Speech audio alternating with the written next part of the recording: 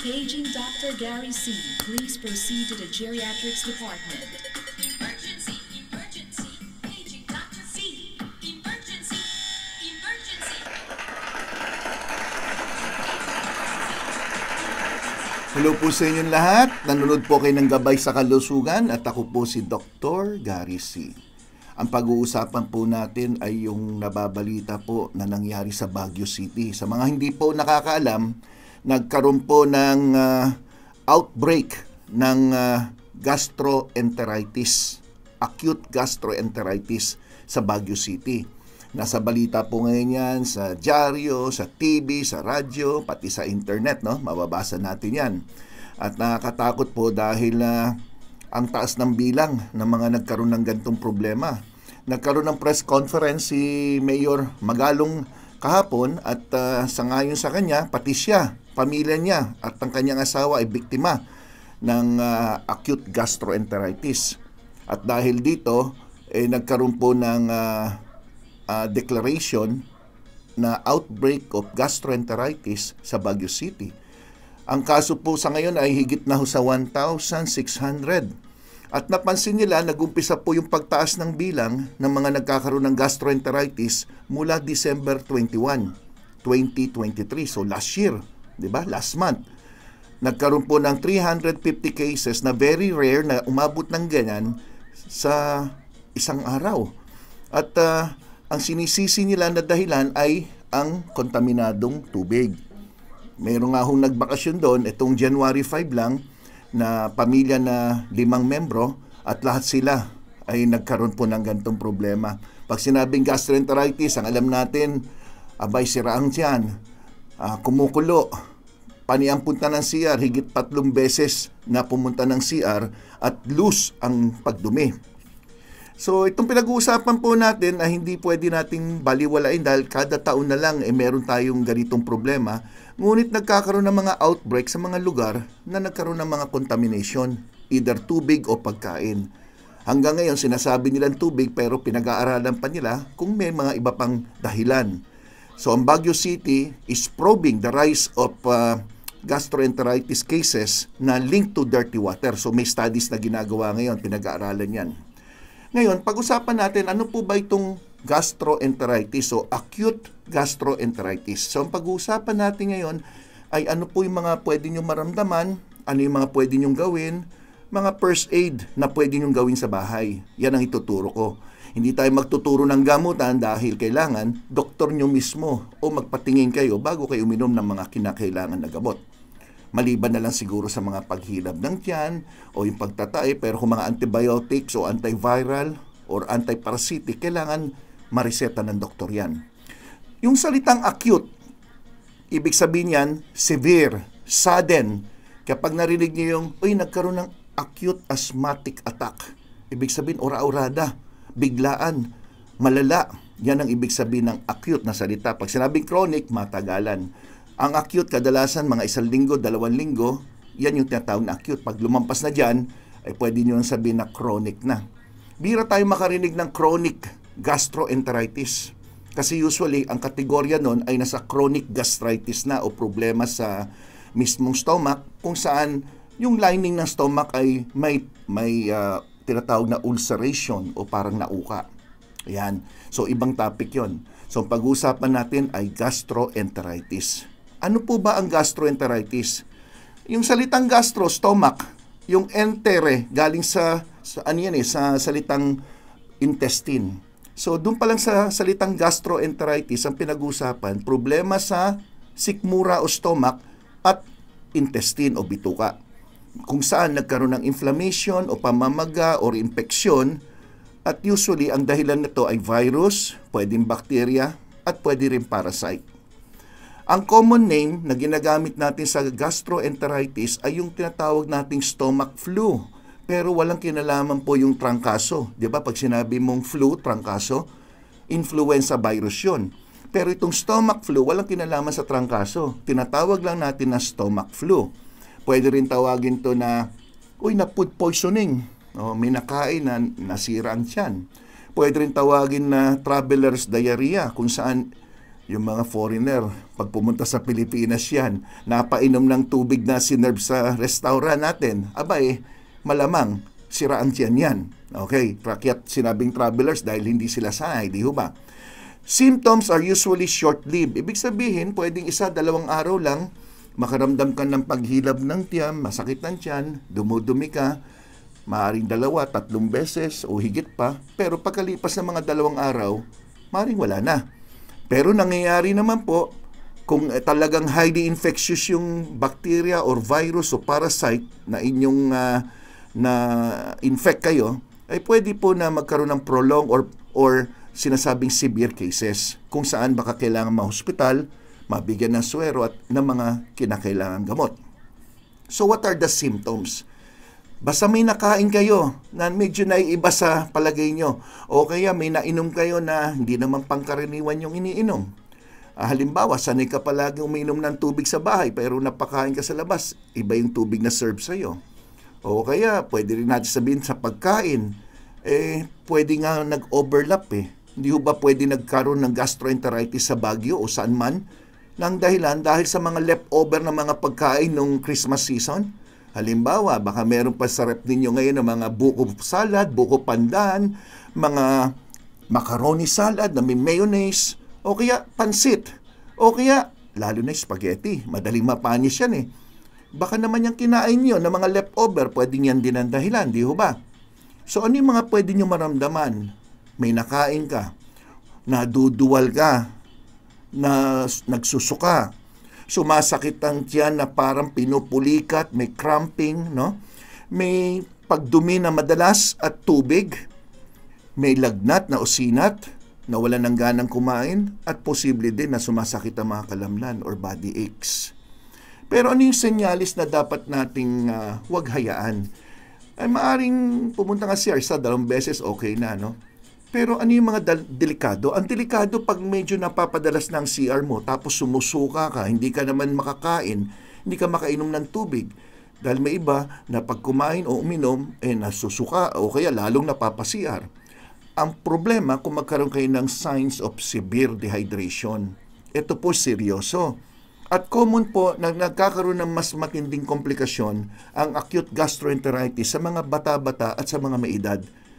Sila po yung madalas na madaling ma-dehydrate. Ano po yung mga dapat yung bandayan? Ito, napansin nyo, lightheaded ka, parang lutang. Mas kumonte ang inyong pag-ihi. Ang ihi nyo mas naging dark ang kulay, may kasamang dugo ang inyong pagdumi, at nangihina ka ng todo-todo, talagang hinang-hina ka. Pag nakakaramdam po kayo ng ganito at nasabayan pa na ng mga symptoms na nabanggit ko, na sumusuka, naduduwal, masakit ng tiyan, madalas mag-CR, pumunta na kayo sa nearest hospital. Huwag na kayo mag-isip ng self-medication sa bahay pag naramdaman nyo po itong mga ito. Anong causes? Bakit kaya nagkaroon ng gastroenteritis ang isang tao?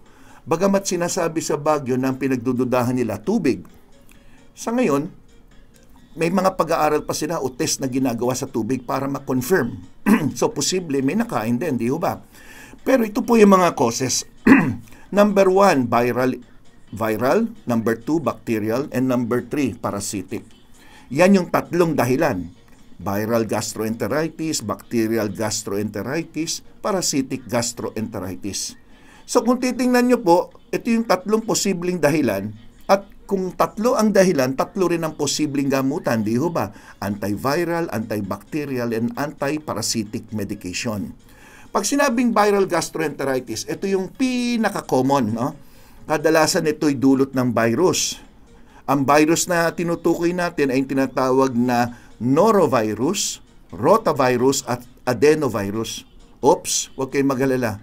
Matagal nang kilalang mga virus yan at may mga pangontra na tayo dyan, okay? Hindi po ito coronavirus na bago, no? Hindi po ganon. So, ito po ay napapasa-pasa from person to person. Halimbawa, ako may virus at may kausap ako o kaya sa mga nagsishare kami ng mga kutsara, plato, baso, pwede ko mahawaan yung isang tao. Ganyan ang ang paghawa nito, no? Ang bacterial gastroenteritis naman, ang number one na bacteria naman ay yung tinatawag na E. coli, Escherichia coli. Kala nyo, parang pangalan ng babae, no? Escherichia coli. Ito po kadalasan ang bakterya nakikita sa dumi ng tao. Imagine nyo, yung cook ninyo, pumunta ng CR at hindi magandang paghugas niya. Naghawak siya ngayon ng mga salad-salad. Naghawak siya ngayon ng mga pagkain. Nagtimpla siya, nagluto siya. Halimbawa, ano ba yung mga kailangan himas-himasin? O di ba yung mga lumpia, halimbawa, o kaya yung mga, ewan ko, mashed potato ba, ginagawa niyo gano'n? Basta yung pinaghahandaan niyo ng kamay ang ginagamit. Pwedeng contamination na isang taong dumumi na hindi naghugas, kaya proper hygiene, palagi ko sinasabi, di ba? Pwede kang kumain ng mga hinanda niyang pagkain at yan ang napala nyo. Then parasitic. Ang parasitic naman, ang kilalang parasite, yung tinatawag na Giardiasis, saka yung Cryptosporidium. Yan yung dalawang parasite na kadalasan nakikita sa mga may gastroenteritis dulot ng bulats. Bulats po. Alam nyo na ibig sabihin? Bulats. Okay. So, when do you have to visit a doctor? Ayan, ito yung magandang tanong. Kasi karamihan ng mga pasyente, as much as possible, ayaw pumunta sa doktor. Magsa-self-medicate yan, magtatanong yan sa kay kumare, kay kumpare, kapitbahay. Di ba nagtahi ka nung isang linggo, anong gamot na ininom mo? Patingin nung reseta, gayahin ko na lang. Ay, hindi pwede. Kasi ang pinag-uusapan natin, di ba? Nabanggit ko, iba-ibang posibleng dahilan. So, kailan ka dapat bumisita sa doktor? Ito, kung napansin nyo na hindi bumababa yung lagnat, o kaya pabalik-balik yung lagnat at lumampas na ng 2 araw. Napansin niyo yung sinabi ko kanina na ang ihi niyo ay masyado ng dark ang kulay o parang tsaa. Nangihina ka na. Napansin niyo parang hihimatayin ka na o hinimatay ka na nga. O kaya napansin niyo sobra ng dehydrated, lubog na yung mga mata niyo, yung balat niyo pag kinurot hindi na bumabalik sa ayos, tuyong-tuyo na yung lalamunan niyo, pati yung lips niyo parang nagka-crack na sa katuyuan. May dugo sa dumi at konti na lang iniihi. Pag yan po ay na-experience nyo, dumiretso ka na sa pinakamalapit na ospital. Huwag ka na magtawas-tawas dyan, ha? Huwag ka na magpahid ng kung ano-ano. Hindi na kaya yan pag ganyan. Iwasan natin yung complication, lalo na ng dehydration. So pag pinag-usapan ng treatment, nabanggit ko kanina, di ba? Majority kusang gumagaling o self-limiting. Ibig sabihin, gumagaling maski walang gamot. Pahinga lang, inom lang na maraming tubig, kadalasan yun lang. Pero sa iba, merong kailangan talaga pumunta sa ospital. Kaya nga pala ko sinasabi sa pasyente ko, kung kayo ay nagdumi, halimbawa, tubig ang dumi, okay lang, walang masama, sige lang. Pangalawa, pangatlo, okay. Pero pag 4, 5, 6 na yan sa isang araw, hindi na okay yan sa isang araw. Kung una, pangalawa, pangatlo, pero napansin nyo pagdating ng 4 na pagdumi nyo, medyo buo na. Tapos na ang problema, pagaling ka na, pa-recover ka na. Kaso may ibang pasyente, isang beses lang nagdumi na medyo tubig, uminom agad ng mga pampatigil na pagdumi. Okay? Ay ano mangyayari? Hindi mo na ilabas. Kasi mechanism ng katawan natin na pag may nakain, ilabas natin. Kung may nasinghot, ibahing natin. Di ba? So, yun po ang tinatawag na defense mechanism ng katawan natin. So, huwag nyo kaagad patayin yung defense mechanism ng katawan nyo. So, hayaan nyo lang ilabas. Basta kada dumi, makainom kayo ng tubig. Maaring mas maganda, huwag mo nang kumain ng mga ilang oras. Ipahinga mo na ang tiyan. Halimbawa, nagtatay kayo ngayon. Huwag ka mo nang kumain. At least bigyan nyo ng mga 4 hanggang 6 na oras. Relax nyo muna yung tiyan nyo. Tubig lang ng tubig. Okay? Minsan kulang pa yung tubig, kailangan mo pa ng mga oral rehydrating solution. Okay? Yung mga sports drinks, pwede. Huwag yung energy drink. Lalo ka magtatae. Huwag din kape. Huwag din yung mga orange juice o matatamis na inumin. Tubig lang o kaya yung mga special sports drinks na pwede nyong inumin. O kaya tuturuan ko kayo ng paggawa ng oral rehydration solution. Okay. So the best treatment for gastroenteritis is rest and fluids. Yan po ang the best. Yung body nyo kailangan ng tamang oras para mag-repair doon sa mga na-damage na itong mga nakain yung mga toxic sa ating katawan, di ba? At ang isang advice ko ay yung broth diet. Ito, pakinggan nyo maigi to ha, broth diet. Broth. Yung B stands for banana, R stands for rice, A stands for applesauce o kaya apple, and letter T, toast. So alam nyo na yan, ha? Ang Pilipino naman, makanin, di ho ba? So panalo na tayo dyan. Banana, suggestion ko, wag naman po yung hinog na hinog, yung manibala. Okay, yung medyo mapaklapan ng konti, mas maganda po yon. Yung toast naman, ay baka naman may magrereklamo, wala kaming toaster. Ay, hindi ko na problema yon. Mag-bread ka na lang na hindi toasted, pwede rin yon. Ngayon, maaaring sa iba sa inyo, first time yung narinig yung applesauce. Huwag kang magtaka, kasi ako rin applesauce, ano yun? Sauce ng apple? Di nag-research ako, ito pala yung applesauce. Oh. Aba, parang pagkain ng bata to Ganyan po yung applesauce O teka, baka isipin nyo naman si Doc naman nagko-commercial ng Gerber. Sige, hindi ako nagko-commercial. Ito na. Pwede rin ito mga 3-top applesauce. May Mott. Yung Mott, ininom ko yung apple juice niyan. At meron din tinatawag na Simple Truth Organic na unsweetened applesauce. Yan yung sinasabing applesauce na maganda yan kung kayo'y nagdadayariya. Okay. Pero, bakit hindi na lang kayo gumawa ng sarili nyong applesauce? So, pag gagawa ka ng sarili nyong applesauce, ganito pong gagawin nyo, ha? Maski na anong mansanas, pwede. Fuji apple, Washington apple, ano ba yung mga apple na iba-ibang klase? O bahala kayo, berde gusto nyo, o kaya pula, pwede. Lahat yan, pwede. Bibigyan ko kayo ng parang recipe kung anong gagawin. So, ito po, gumawa tayo ng sarili natin applesauce. Bumili ka, syempre bumili, hindi naman pwede magnakaw, di ba? Bumili, o kaya pumitas ka dyan sa bakuran, no? Kung walang mansana sa bakuran nyo, punta kayo sa bakuran ko dyan sa may clinic, meron. Mamaya, sasabihin na naman ng iba, sige Doc, 6 na mansanas, okay? Balatan nyo, tanggalin nyo yung buto, hiwa-hiwain nyo siya. Hiwain nyo, parang cubes. O kaya, hatiin nyo sa 4, 6. Ngayon, ilagay niyo yan sa pot. Ano ba yung pot sa Tagalog? Palayok ba? O hindi. Takore. Pwede rin naman sa takore kung gusto nyo. O kaya kaldero. Pwede rin. Lagyan nyo ngayon ng 1 cup of water. 1 cup of water, ha? Okay. Pakuluan nyo ngayon yan. Yung talagang kumukulo na nag-boil, no? Boil, kaya nga kumukulo, di ba? Then, medyo hinaan nyo ng apoy. Hayaan nyo ng mga 30 minutes. Das durug-durugin nyo. Yung parang mashed potato, di ba? Durug-durugin nyo. Then, haluan nyo ngayon ng 1 kutsaritang asukal o kaya brown sugar. Kung hindi ka naman maselan, pwede namang wala na sugar. Ganyan lang. So, ang itsura niyan, magiging, apple sauce. Parang kang naglugaw, parang ganon. Okay, maganda po yan sa mga taong nagdadayariya. Then, how to treat the dehydration? Syempre, uminom ng maraming tubig. O kaya gumawa ka ng sarili mong oral rehydration solution. Ito pong secret dyan. Napakasimple.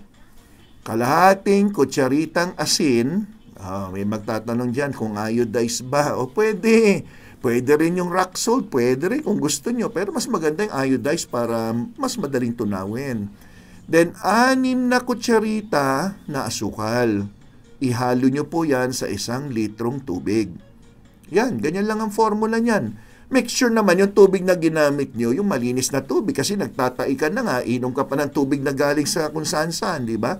Ngayon, kung wala naman tayong resources o kaya mabibilhan ng mga bottled water, yung mga purified, mas maganda, no? Kung wala, pwede kayong magpakulo ng tubig. So, dyan sa gripo na kinunan nyo, pakuluin nyo po yan. Pag kumukulo na yung tubig, maghihintay ka pa ng 2 minuto na kumukulo ang tubig bago nyo po ito papatayin. Tama ba yung sinabi ko? Hindi papatayin yung tubig. Siyempre, papatayin mo yung kalan o yung apoy, di ba? So, 2 minutes na kumukulo. So, habang nagpapakulo ka, mapapansin nyo, kung 1 litro yung tubig mo, baka matapos yan ng mga 700 ml na lang o 800 ml kasi nag-evaporate, di ba? So, dagdagan mo na yung tubig. Gawin mo na mga 1.2 liters. Para pag evaporate, meron pa mga 800 to 900 na matitira sa'yo. Yan po. Tapos palamigin nyo muna. Then, ilagay nyo ngayon yung tinuturo kong kalahating kutsaritang asin at 6 na kutsaritang asukal. So, paano inumin? Di inumin. Every time na madudumi kayo o nagsuka kayo, pilitin nyo uminom maski na 1 baso nito.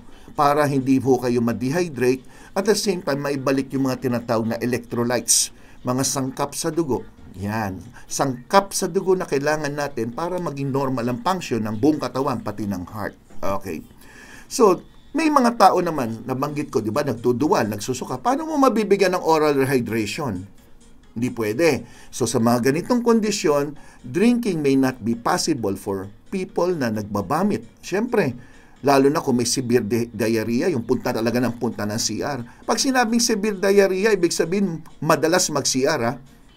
Iba po yung madalas mag-CR na loose bowel, iba naman yung madalas mag-CR pero hirap naman dumumi, di ba? So pinag-uusapan natin dito, severe diarrhea, punta ng CR tapos loose ang kanyang dumi. So in this case, ang rehydration sa mga pasyenteng ganito, kailangan pinapadaan sa suero. Diyan na pumapasok yung intravenous na tinatawag na mga fluids. Okay, question. Ngayon alam niyo na kung ano dapat gawin na first aid. Ngayon alam nyo na kung kailan ka pupunta sa doktor. Marami sa inyo na hindi naman nagkaroon ng gastroenteritis. So hindi kayo interesado manood ng ganitong topic. Siyempre, ang Pilipino gusto lang nilang panoodin yung sakit nila. Pag hindi nila sakit, hindi sila nanonood. Okay. Sana wag nyo naman ma-experience. Pero para makaiwas, ito pong gagawin natin. How to prevent gastroenteritis? Ito po. Number 1, sa paghanda pa lang ng pagkain, kailangan safe tayo. Hugasan maigi yung mga prutas at gulay dahil dito sa Pilipinas, ulitin ko ha, dito sa Pilipinas, uso po dito ang flying saucer.